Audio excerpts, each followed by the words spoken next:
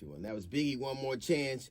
You cannot both love America and do whatever you can to destroy it.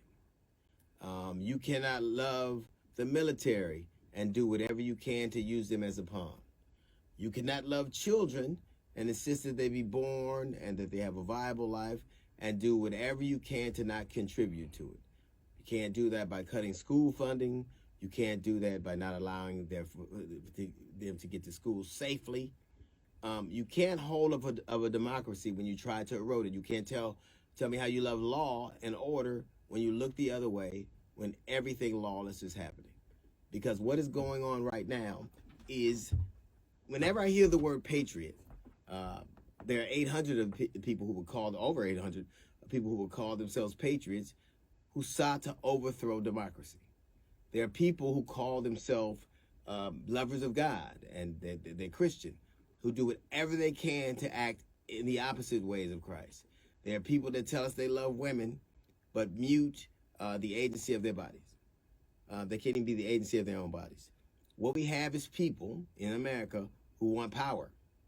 And the things you say to get power are to pretend like you care about the media. If you the military. But if you cared about the military, you wouldn't have voted against something you voted for just weeks earlier in a political ploy. You wouldn't use them as pawns. If you cared about children, you wouldn't allow them to be slaughtered in school with no one to account for, or no conceivable way to stop it from happening, or the big steps that you want that everyone knows you should take, you won't. You can't tell us how you're a lover of freedom, but don't allow women, which is more than half of your population, to have agency of their own body. They don't even have control of their own bodies. You can't tell me how you love democracy when you almost watch it get overthrown. And now you are voting today in many places to watch people who are the overthrowers of that democracy to hold office in the statehood and other offices in the representative government. What you want is power. And what you'll do is say anything to get it. How is it even possible that a man that perpetrated what happened on January 6th is even in the running? 55% of Republicans want him back in office.